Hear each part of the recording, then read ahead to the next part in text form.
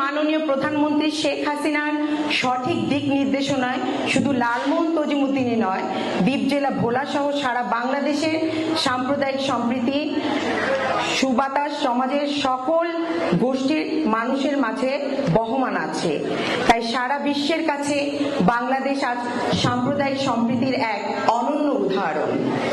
আজকে লালমোহন উপজেলা অডিটোরিয়ামে মুসলিম, হিন্দু, বৌদ্ধ, খ্রিস্টান মহিলা সম্প্রীতি পরিষদের দ্বিবার্ষিক সম্মেলনের মধ্যে দিয়ে নতুন নেতৃত্বে ভোলা সহ সারা বাংলাদেশ সাম্প্রদায়িক সম্প্রীতির ভিত্তি আরো শক্ত হবে।